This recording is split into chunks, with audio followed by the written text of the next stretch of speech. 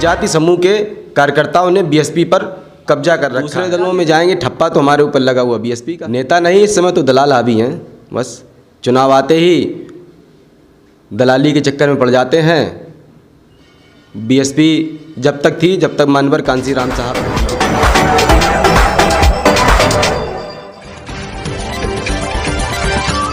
नमस्कार दोस्तों, मैं शिव किशोर सिंह और आप देख रहे हैं द वायरल वन। आज आपको मिलवाते हैं बीएसपी के बहुत पुराने कार्यकर्ता जिन्होंने बूथ स्तर से कार्य को शुरू किया था और विधानसभा स्तर पर इनकी अभी भी समाप्ति नहीं हुई है। सिर्फ दल संगठन जो बीएसपी का है वो पुराने संगठन को बाहर कर रहा है और नए संगठन को जोड़ रहा है। आज इनका दर्द जानते हैं, कितना दर्द इनके अंदर है, ये बताएंगे समाज के बारे में और संगठन के बारे में। पूरा परिचय दीजिए। विनय कुमार वाल्मीकि, पूर्व महासचिव सदर विधानसभा बीएसपी फरुखाबाद। अच्छा, आप क्या कहना चाहते हैं संगठन के बारे में? आप विधानसभा लेवल तक गए, आपने सारे कैडर किए, किन किन के कैडर किए, आप उनका नाम बताएंगे विस्तार से? जी, मैंने भीमराव अम्बेडकर जी का कैडर लिया, अशोक सिद्धार्थ जी का, रामचंद्र राजभर जी का, संघप्रिय गौतम जी, जो भी मंडल में हमारे समय में कोऑर्डिनेटर आए, मैंने सभी का कैडर लिया। किन समय तक आप रहे थे, कौन सन में आप रहे थे पदाधिकारी? 2006 से और 2017 तक। तो ऐसी क्या वजह रही, आप विधानसभा अध्यक्ष के बाद अब बीएसपी से काफ़ी दूर हैं? जब बीएसपी को कोई पहचानता नहीं था, सदर में बीएसपी का कोई झंडा उठाने वाला नहीं था, तब 2006 से बहन जी काफ़ी चर्चित नेता थीं और दलित नेता हमारे बीच बहुत ही चर्चित नेता थीं। तो हम लोग उत्साह में कि हमारी एक दलित नेता है, हम लोगों की बात कहती हैं। हम लोग इन बातों से प्रभावित होकर बीएसपी से जुड़ गए।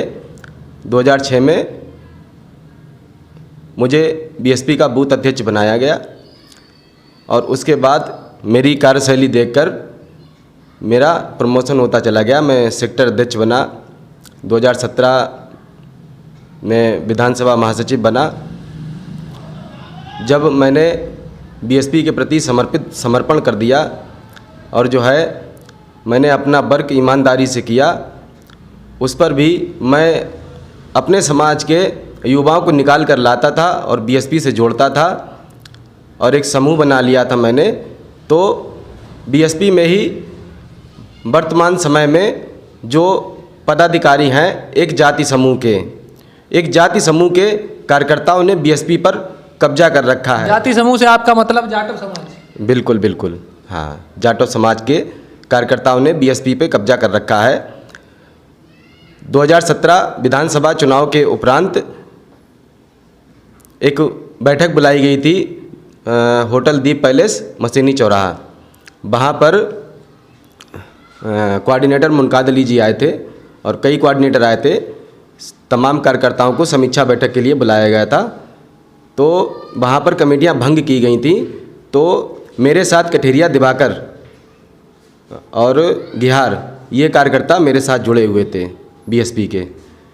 तो हम लोगों ने एक विचार बनाया हटके कि अब हम लोगों को भी भागीदारी लेना है बीएसपी में।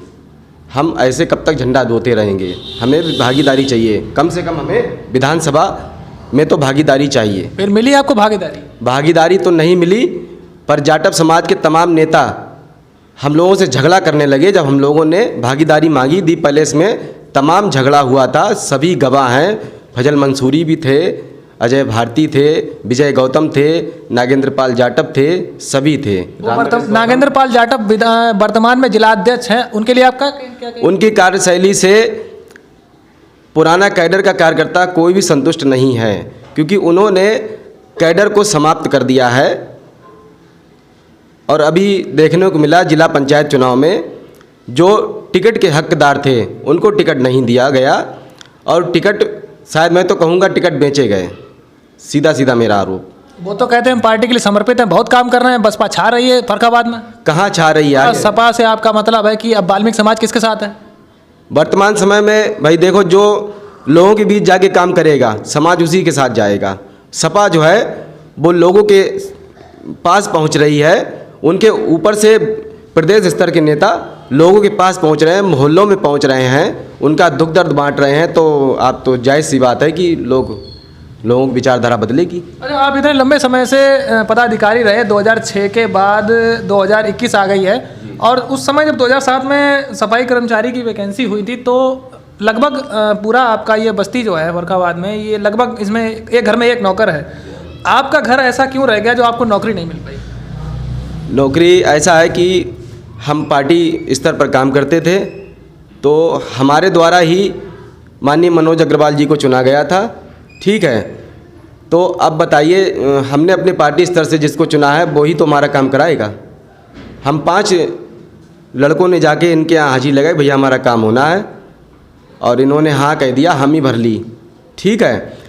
और हमको गुमराह करते रहे, हम कहते रहे कि भैया आप नहीं करा पाएंगे तो बता दीजिए। नहीं हो गया, मैंने DPRO के पास लिस्ट भेज दी है। लिस्ट इन्होंने 5 लड़कों के नाम की निकाल के दे दी, और जो है जब रिजल्ट आया तो हम 5 लड़कों के नाम नहीं थे, ठीक है। ये गलत है, ये हमारे साथ शोषण है।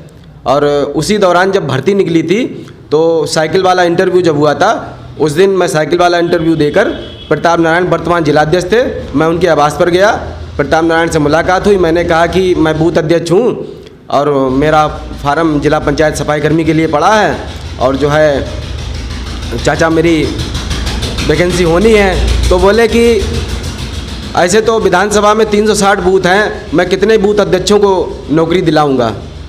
सीधा सा उनका जवाब मैं समझ गया, ना है, ठीक है। तो संगठन से भी मारा गया, और जो वर्तमान में पद लिए बैठे थे उनसे भी मारा गया। समाज में तौहीन हुई, तौहीन के अलावा कुछ नहीं।